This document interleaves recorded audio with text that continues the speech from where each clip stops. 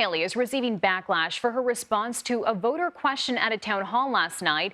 The Republican presidential candidate was asked what caused the Civil War, and here's what she said. I think the cause of the Civil War was basically how government was going to run, the freedoms and what people could and couldn't do. I think it always comes down to the role of government. And in the year 2023, it's astonishing to me that you answer that question without mentioning the word slavery. What do you want me to say about slavery?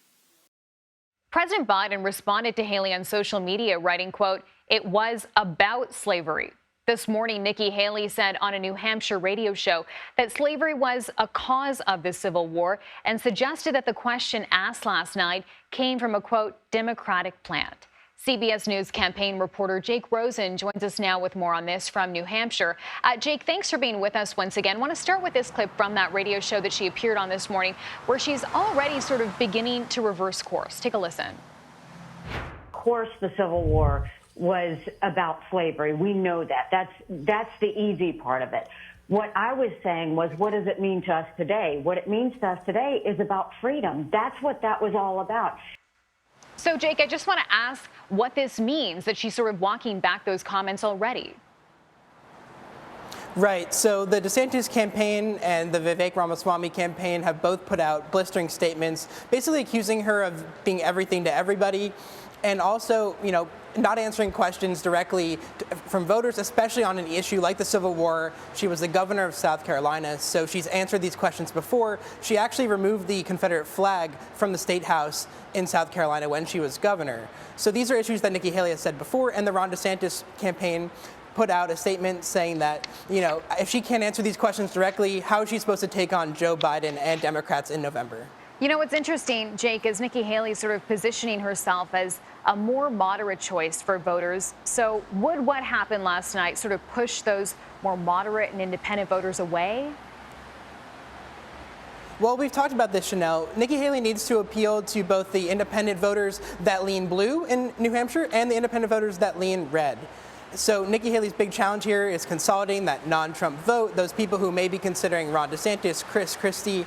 And, with 26 days left until the primary, Nikki Haley needs to basically convince these voters, and last night didn't help her case, that she is a great non-Trump option, and that when they go to the primary booth and vote, that, she has a chance to challenge former President Trump here and come in a close second, if not maybe a surprise first place. So, Jake, this is Nikki Haley's first, big, major, controversial soundbite that's attracting a lot of attention during this campaign cycle. And she is, though, on the rise in New Hampshire polling. Donald Trump, though, who's known for making very controversial remarks, is still in the lead by a heavy margin. So how are Republican voters responding to this Haley controversy? Well, Republican voters are, they're going to have to decide soon. Nikki Haley has an opportunity here, like we talked about, to sway these voters. But the big thing in the reaction to both of these cases, with Donald Trump's remarks that his enemies in the country are vermin and they need to be eradicated, or that immigrants are poisoning the blood of the country, both remarks he made in his last two stops in New Hampshire, it's a little bit different because that rhetoric fits within the general framework of what voters believe in the GOP, and at least in New Hampshire. They want mass deportations, at least a little bit. We see this in our CBS poll. But also, with Nikki Haley's remarks, this is something that at least candidates come out against her for saying something that seemed pretty obvious, at least in the moment, to point to slavery and basically go forward and say, we can never repeat this. Nikki Haley has not apologized, obviously, so I think other candidates may leech onto that later, and we're expecting a response from Chris Christie later today. All right, Jake Rosen, thanks so much for that reporting.